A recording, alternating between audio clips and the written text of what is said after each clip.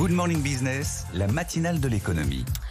8h22 sur BFM Business et sur RMC. Découverte, notre invité ce matin avec Anthony Morel, c'est Enrique Martinez. Bonjour, vous êtes le directeur général de Fnac Darty. Vous avez présenté hier votre nouveau plan stratégique. On va le détailler ensemble. Objectif doublement des abonnements, diversification dans l'énergie. Mais avant, je voudrais qu'on dise un mot sur les Chinois, sur cette concurrence de la fast fashion pour le textile. On en a beaucoup parlé ces derniers mois, mais en fait, vous êtes concerné exactement au même titre. Est-ce qu'il vous faudrait un cadre juridique comme il a été décidé pour le textile? Je pense qu'il faut d'abord réguler l'accès au marché européen.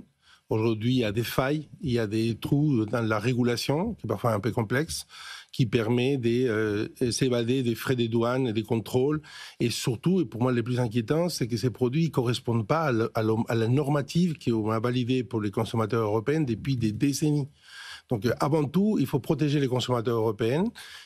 Avant même les commerçants, d'abord les consommateurs, parce qu'on les expose à des produits dangereux, évidemment bas prix, mais surtout très dangereux. Et donc il faut d'abord donner les moyens pour les contrôler. C'est un sujet de douane en fait pour vous. C'est un sujet de douane parce que comme ils ont des millions de colis chaque jour, les pauvres douaniers qui sont pas assez nombreux, ils sont incapables de contrôler les produits. Donc face à ces avalanches des produits, il faut mettre les moyens qui doivent être financés par ces personnes-là pour pouvoir contrôler. Et finalement, si les produits sont sous normes et respectent l'accès au marché européen, on n'a rien à dire. Donc l'idée de 2 € par exemple par colis, ça vous irait? Ouais, je pense qu'il y a des pays qui ont été beaucoup plus loin. Donc là, il y a ces premiers essais. Moi, à la limite, je suis content qu'on commence à mettre des étapes.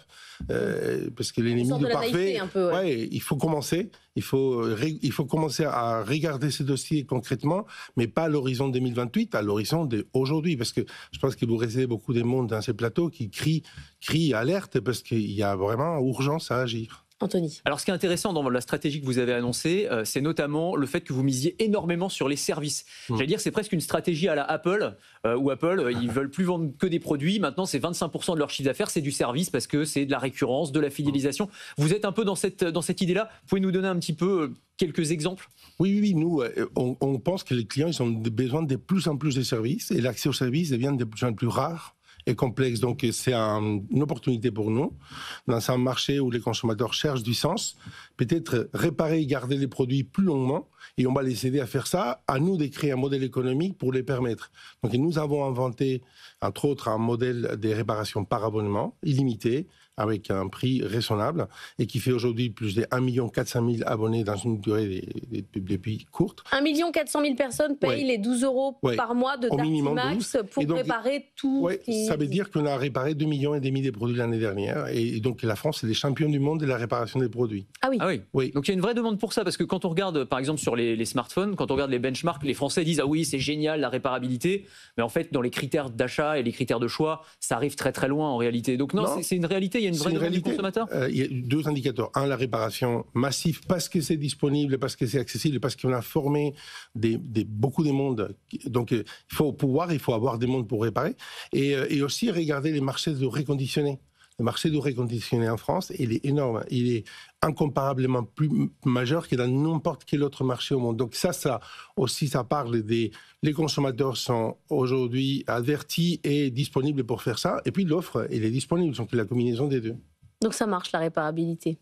Ça marche, c'est bon pour la poche des clients, parce que les clients, surtout dans ces moments qui cherchent du sens, mais aussi des pouvoirs d'achat, c'est parfois avoir accès à des produits de qualité à un prix beaucoup plus accessible. Vous nous avez dit sur ce plateau plusieurs fois que votre objectif c'était la taille, que c'était fondamental d'être suffisamment gros sur le plan européen. Vous avez racheté Unieuro, c'était fin 2024, c'est votre équivalent un peu en Italie. Est-ce que là vous avez d'autres cibles ou est-ce que vous considérez que vous avez atteint la taille critique?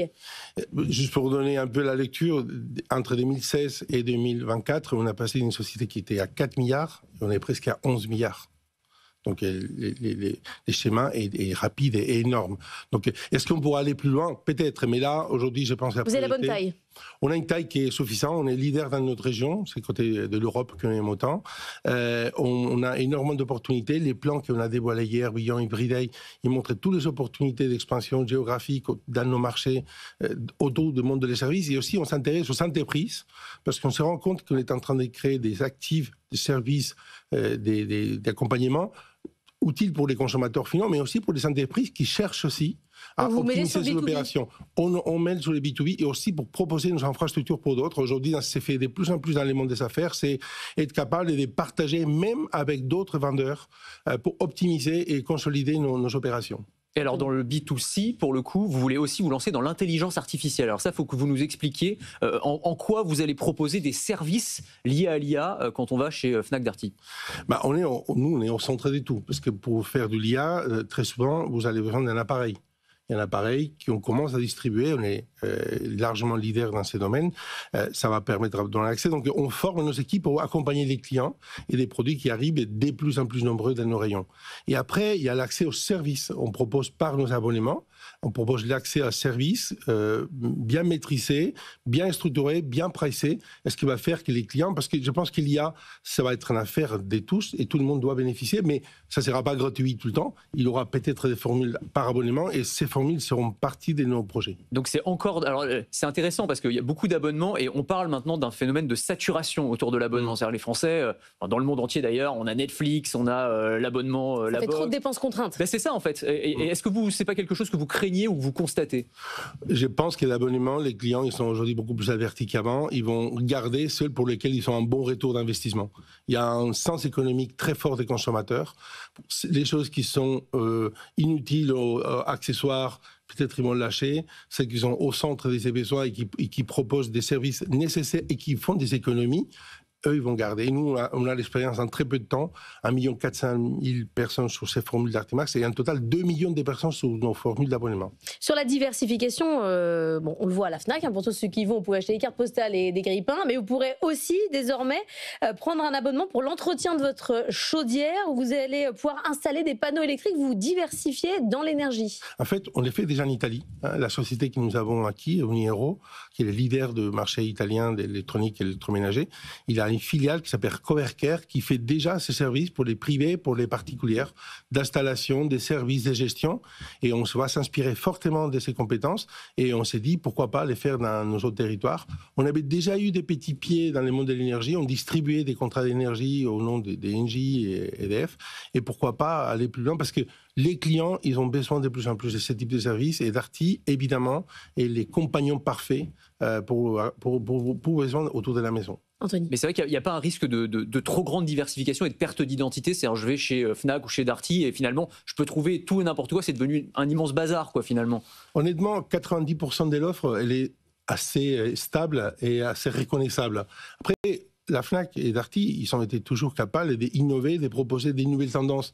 Et au début, une catégorie commence petite, mais quand l'informatique a commencé, c'était un tout petit rayon au fond du magasin. Aujourd'hui, ça occupe un tiers de nos espaces et nos ventes. Quand les vinyles est arrivé, au début, c'était petit et plus grand. C'est normal qu'au début, on teste les nouvelles mondes. Aujourd'hui, il y a la robotique, la beauty tech, et vous en parlez beaucoup dans votre antenne. Vous voyez bien qu'il y a une espèce d'arrivage des produits d'innovation utiles. Et évidemment, nous, on doit être capable d'être flexible pour embarquer ces catégories. Mais les clients, ils savent très bien, et rarement, ils s'étonnent de ce qu'ils trouvent chez nous. Merci beaucoup d'être venu ce matin, Enrique Martinez, pour nous parler du nouveau plan de Fnac Darty.